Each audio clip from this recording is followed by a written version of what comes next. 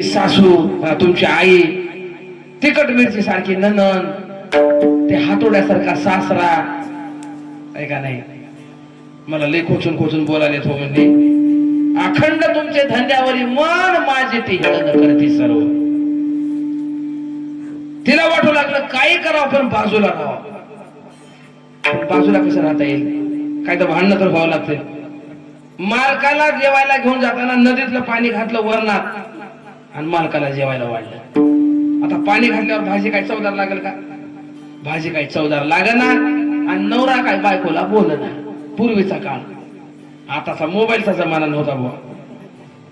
आता ते साखरपुड्याच्या रोजच मोबाईल द्यावा लागले आणि नाही दिला तर मोडली सोयरीत. मग काळच बदलत चाललाय का नाही. असो, पूर्वी दोन दोन मुलं होत तर मोठ्या माणसाची मर्यादा म्हणून नवरा बायको बोलत नव्हते. भाजी चवदार लागना गेली, काय करावं गड्या म्हणला. आवताचे बैल बांधले होते जवळ, बैलावर घालून त्याने विचारला. बायकोला बोलायचं होतं पण बैलावर घालून. असा बैल पुतळा आज वरण कार पातळा म्हणला. तिने बैलावर घालूनच उत्तर दिली. असा बैल पुता सासूने दिले हातात, त्याच्यावर मजी काय सत्ता म्हणली. सासूला दिली ती का पाणी घालून तसं, पण तिचीच हुशारी होती मधला मार्ग. पुन्हा म्हणला असा बैल बगळा मग हो कार येगळा म्हणला. पुन्हा बैलावर घालून म्हणजे असा बैल गुन्हे आले आपल्या मनी तर पुसाने कुणाला कोणी उचला पसारा म्हणते. कुण बिघडलं म्हणाला. सांगते तुम्हा यगळ देगा, यगळ निघून संसार बघा. संसार बघा, संसार बघा, संसार बघा, संसार बघा. सांगते तुम्हा यगळ निघा, यगळ निघून संसार बघा. चांगल्याला कुण बिघडलं म्हणाला. बहु होता भला पर्या रांडेने नासला, पर्या रांडेने नासला, पर्या रांडेने नासला. गाठाप्रमाणे म्हणाला नाही का नाही. चांगल्याला बिघडून दिली पण त्या गावात असं झालं नाही. मालक पोती ऐकायला चला म्हणली बाईना. येतो गो म्हणला, पण मला आल्या आल्या डोळा लागते गो म्हणला पारावर. बाई हुशार होती, तिने म्हणले झोपा पण पारावरच चला म्हणले. चार दोन तरी शब्द तरी ऐकायचा ऐका नाही. काही काही नवीन माणसाला डोळा लागते, जुन्या माणसाला लागना लक्षात येते, पण नवीन माणसाला काही लक्षात येईना कळना. पाप संपल्याच्या नंतर डोळा लागत नाही. नंतर तू का म्हणे नाड पाप टाके हिताड येऊ लागला. 2-4 दिवस सारखा आला बाबा, त्याचं पाप जळून भस्म होऊ लागलं. पोतीनं कीर्तनानं पाप जळत असते. जळते दोषाचे डोंगर, शुद्ध होती नारी नर गाती ऐकती सादर जे पवित्र हरी कथा. रोज येऊ लागला. चातुर्मास पोती ऐकली अविनाश भाऊ. एका दिवशी गाय व्हायला झाली. शेतकरी होत, गाय व्हायला झाली ग म्हणलं. आजच्याला घरी राहतो म्हणलं, आणि तू जाय आणि जे झाले पोते ते मला येऊन सांग. बरं म्हणली. बाई पोतीला गेली, हे घरी राहिलं. पोते संपून आल्याबरोबर म्हणलं सांग बरं काय काय झालं.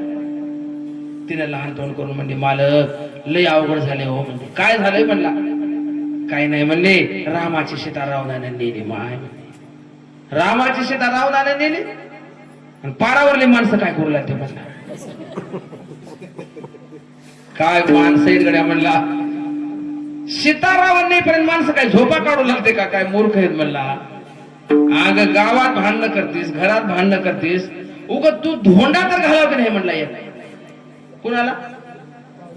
बाई म्हणली पोलीस पाटील माली पाटील सगळे मंदिरावर होते, पुरुष मंडळी. मी कशाला बोलू म्हणली. बाई हुशारच होती. बघतोच त्याची म्हणणार गेला मंदिराकडे ताड ताड. सगळे घरला गेले. ते लहान लहान मुलं मोबाईलवर बोट फिरत बसल्या. कारत्या देवाची बायको रावणाने नेली. माणसं का जनावर आहेत म्हणला गावातले. हेला रावण ऐकायला गेला तर माणूस वाटला की नाही म्हणला. मला तर बोलवायला. एक कार्ट बिलिंदरच होत. कॅम्प्युटरच्या जमान्यामुळे पोरं सुद्धा हुशार झाले. त्याला त्यानं म्हणलं बाबा 20 हात 10 तोंड ते रावण ऐकच ना गेलाय. नेला असता म्हणलं ते कार्ट्या. कोणत्या रस्त्याने नेलाय त्या रस्ता दाखवर म्हणला.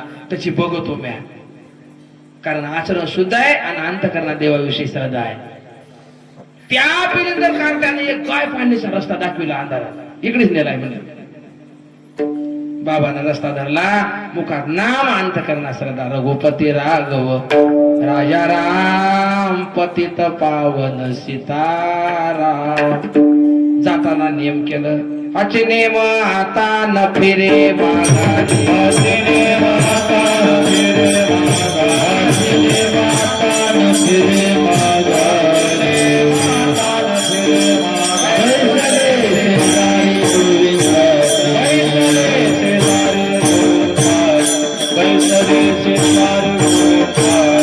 हाचे नेम आता न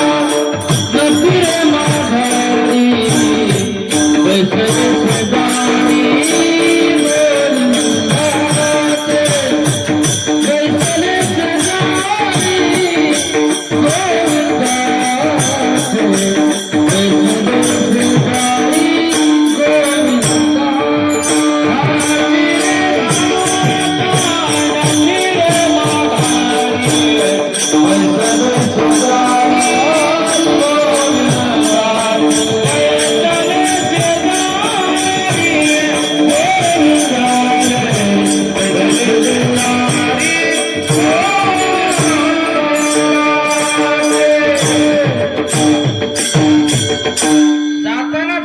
हाचे नेम आता न फिरे माघारी, बैसली शेजारी गोविंदाच्या. एक तरी सीता आणेल नाही तर जीव देईल, पण रिकामा ये ना गड्या म्हणला घरला. वनात गेला, 10-12 दिवस गेले, अन्न पाणी खायना. ह्या झाडात थोडी, त्या झुडपात थोडी बघू लागलं डोंगरात. देवाला दया आली. देव म्हणले हे जर मेलं तर काय करावं, आपल्या नावाला कलंक लागल. देव प्रगट झाले. बाबा अहो सीता मिळाली मला, तुम्ही घरला जा. बाबा म्हणला एवढा पागल नाही म्हणला देवा, सीता आमच्या गावच्या मंदिरावर नेलती, मंदिरावरच आणून द्यावं लागल म्हणला त्या रावणाला. विधी विश्वास आणि हट्ट याला म्हणतात परमार्थातला. त्यानं ब्रह्मांड निर्माण केले, त्याला रावण सीता निर्माण करायला किती वेळ लागणार. रावणाला पुढं करून देव म्हणले भेटली सीता हो. मंदिरावर प्रकट झाले देव गावातल्या, आणि एकट्यासाठी अख्ख्या गावाला देवानं दर्शन दिलं. सुखे येतो घरा नारायण नलगती सायास, जावे वनांतरा. वनांतराला जाण्याची गरज नाही, दाढी जटा वाढवायची गरज नाही. आचरण शुद्ध ठेवा आणि मुखात नाम ठेवा, देव घरला येतो. म्हणून हरिनाम कीर्तन ही सेवा आहे.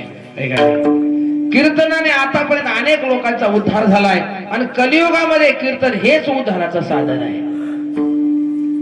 कलियुगा माझे करावे कीर्तन, तेने नारायण देईल भेटे, देईल भेटे.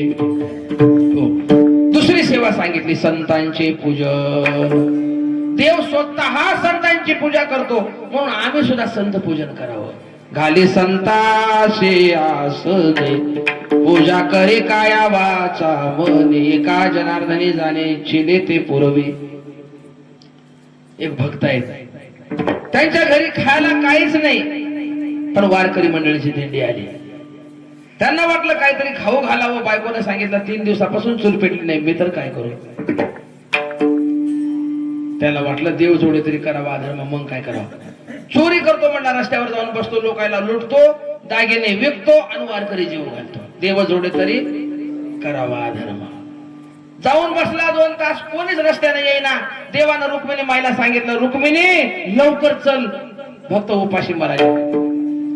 पण बाया कीर्तनाला जात्यात तसं निघू नको, लग्नाला जात्यात तसं निघ.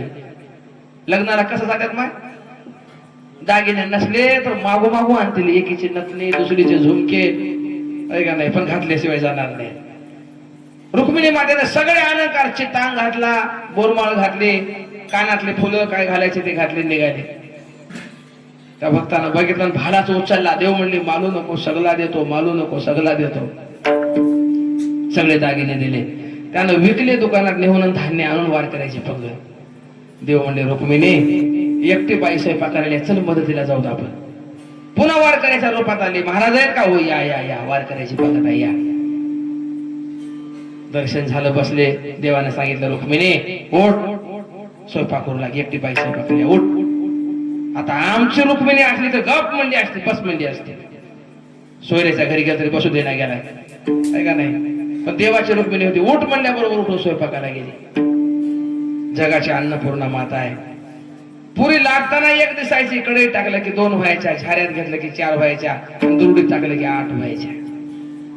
स्वयंपाक करताना बायाचे तोंड कुठं गप बसत्या. माय घरात काय दिस नाही गेले, कोयले बाजार आणलाय का तुझ्या नवऱ्यानं, कशानं आणलाय म्हणली. हळू बोल, हळू. चोरी केलाय म्हणली. चोरी? वारकरी जेवायचे, हळू बोल. सगळे दागिने मोडले का माय? चितांगडी मोडला का ग म्हणली. तुम्हाला कसं काय माहित? माय मजा स्वतः ग म्हणली, मी रुक्मिणी आहो. ती बाई रडू लागली, तुम्ही आमची सेवा करता का?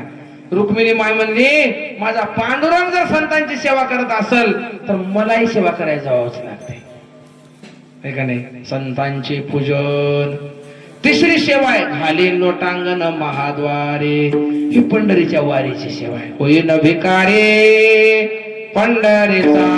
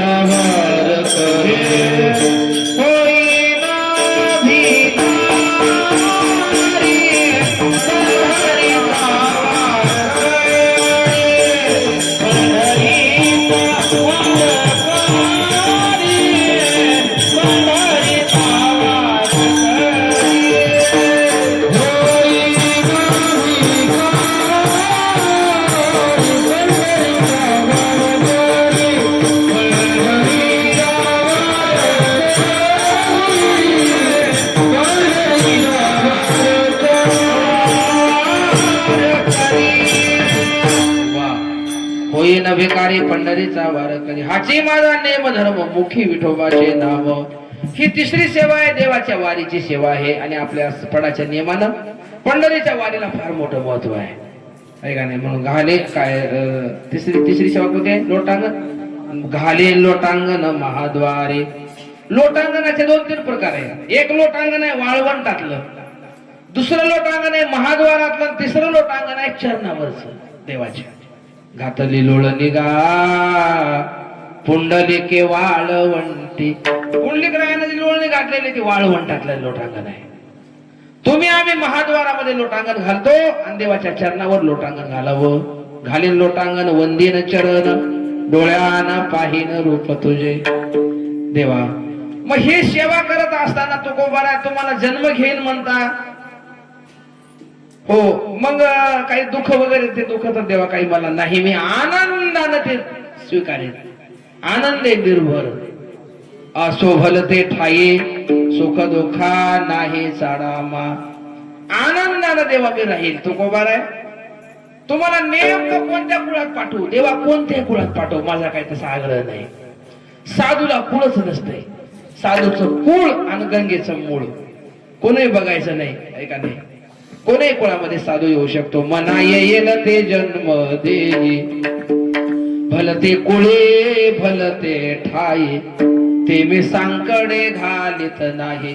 आणि हृदयावनी तू नवज. कोणी कुळामध्ये जन्माला नाही. इस्लाम धर्मामध्ये सुद्धा आपले वारकरी साधू होऊन गेले.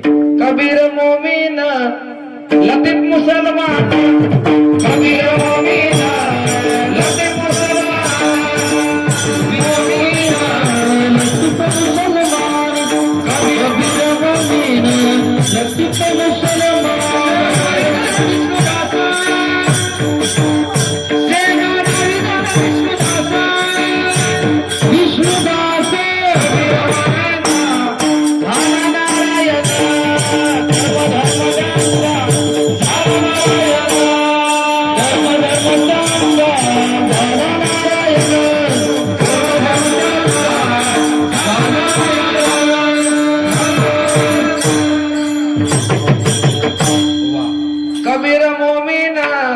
लतीफ मुसलमान, सेना विजान विष्णुदास, कर्म धर्म त्यांचा झाला नारायण. कबीर, मोमीन, लतीफ अनेक कुळामध्ये अनेक साधू होऊन गेलेले आहेत. अनगडशा नावाचे फकीर पुण्यामध्ये होऊन गेले. तुकाराम महाराजांना हिंदू धर्माच्या लोकांनी मानावं, नवन्न इस्लाम धर्माचे लोक मानित होते. ते अनगडशा नावाचे फकीर रामेश्वर शास्त्रीनं स्नान केलं म्हणून त्यांना शाप दिला, ऐंशी हे डुबते रो. अंगाचा धावू लागला. आळंदीला जाऊन माऊली समोर धरणं धरून बसला. माऊलीनं सांगितलं, इकडे येऊ नका, तुकोबरायाकडे जा. तुम्ही त्याची निंदा केल्यामुळे परिणाम झालाय, त्याचे तुझं काही घडले रे निंदा, म्हणून बाधा झाली असे. शरण गेला. तुकाराम महाराजांनी एकच अभंग लिहून दिला, चित्त सिद्ध तरी शस्त्र मित्र होती, व्याघ्र न खाती सर्पतया. एकाच अभंगानं 10 शांत झाला. तेव्हापासून महाराजाचा सेवक टाळकरी बनला. आणि मग अनगडशाला कळालं तुकोबानं 10 शांत केलाय, त्याची भेट घ्यावा म्हणून तो घरी आला. पहाटेची वेळ आहे. भंडारा डोंगरावर महाराज भजनाला निघून गेले. जिजामाई दळत होती आणि काशीबाई नावाची मुलगी जवळ झोपली होती.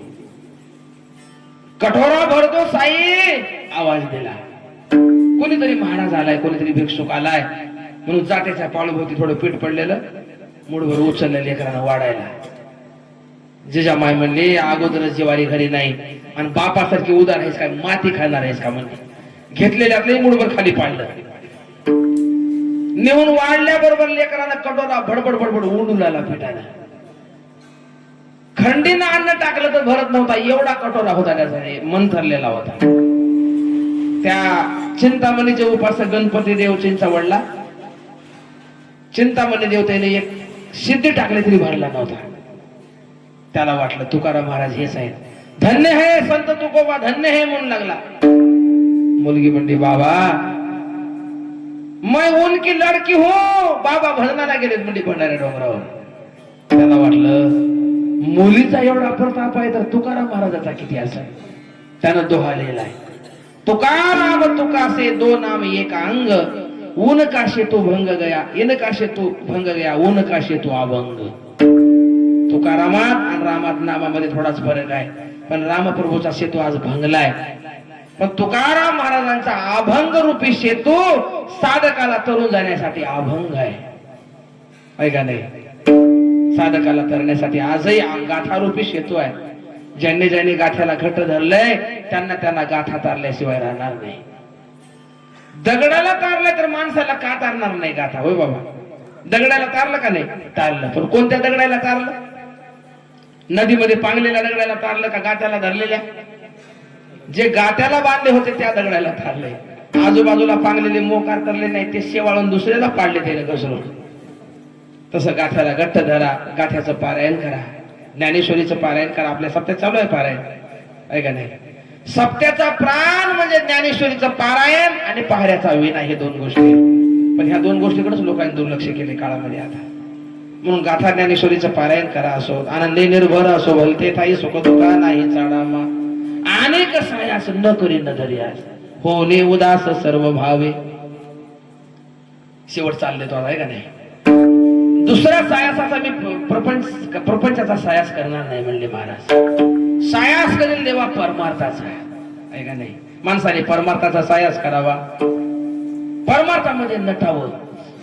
तरना भाग्यवंत नटेनाचे हरी कीर्तनात, आहे का नाही. परमार्थामध्ये उड्या माराव्या, परमार्थामध्ये पावलं खेळावं, वारीला जावं, आहे का नाही. गाऊ नाचो वेटो तो जा करू अनुवाद, जिकडे पाहे तिकडे सर्व माया गोविंद. म्हणून प्रपंचाचा सायास करणार नाही. पण माणसं आता जवळजवळ परप्रपंचाचा सायास किती करायलेत बघा. एका दिवशी लग्नाला गेलो, परवा लग्न लागलं. महिला मंडळाची संख्या जास्त होती. ती एका बाईनं परस अडकवलेली होती. जवळच्या पाहुण्यातली असल्यामुळे मी विचारलं, ताई एवढं लय वजन काय भरले लग्नात, अर्ध्या तासाचं येणं जाणं, एवढं वजन कशाला आणला. ताई म्हणली, महाराज राहू द्या हो, पण ते जवळच्या पाहुण्यातली असल्यामुळं मी चैन उघडलो. मध्ये निघाला केसाचा गोता. मी म्हणलं, ताई केसाचा गोता काय पर्स मध्ये ठेवायची वस्तू आहे का. महाराज गप बसा, 12,000 किलो इकाल्यात म्हणली बाई. काय इकाल्यात? केस. मला हे का सांगावं लागलं, माणसं संसारात केसाचा गुत्ता सुद्धा वाया जाऊ द्यायला. परमार्थात काळ पडला तिथंच पडला, मृदंग राहिला तिथं राहिला. ते आमचं नाही, ते देवाचं आहे म्हणतात. तुमच्या इकडची पद्धत चांगली आहे, मला आवडली. टाळ ठेवायला गाद्या आहेत. आमच्या भागात टाळ, अविनाश महाराज टाळकरी दनादन उभ्यानं खाली टाकाल्या टाळ. अरे विठ्ठल टाळ विठ्ठल दिंडी विठ्ठल तोंडी उच्चारा. एका दिवशी ते गुळ फोडू लागलं एक जण गुळ. त्याला ते हातोडाही गटला नाही दगड बिकटला नाही टाळानच गुळ फोडलं एकानं. तर मला बकर रागवलेला टाळ त्याच्या डोक्यात घालावं पैकी का नाही. टाळ विठ्ठल म्हणजे टाळ आहे. असो मला सांगायचं काय आहे हे देवाचं आहे म्हणतात माणसं. आपलं म्हणलं की मग ते सायास करतात पण देवाच्याला करत नाही. सायास करीशी प्रपंच दिननिशी हरीशी न भजसी कवन्या होणे. अनेक सायास न करी न धरी आस होणे उदास सर्व भावे. जीवन उदास असावं प्रपंचकानं प्रपंच कसावा उखिता जैसा बिडारी बैसलासी. वस्ती कर वस्ती आला प्राप्त काळी उठून गेला तैसे असावे संसारी. किंवा पक्षी अंगणी उतरते ते का गुंतवणी यार ते तैसे असावे संसारी. जवरी प्राचीनाची दोरी हरिनाम कीर्तन संतांचे पूजन घाली लोटांगण महाद्वारी. महाराज तुम्ही जन्म घेणार तुम्ही 3 प्रकारची सेवा करणार. सायास प्रपंचाचा नाही परमार्थाचा करणार. आनंदानं जन्म घेणार कोणत्याही कुळात घालू जात. पण हे सगळं तुम्ही करता ते मोक्षासाठीच करता ना. महाराज म्हणले येड्या मोक्षासाठी करीत नाही. मोक्ष तर आमच्या घरचा दास. मोक्ष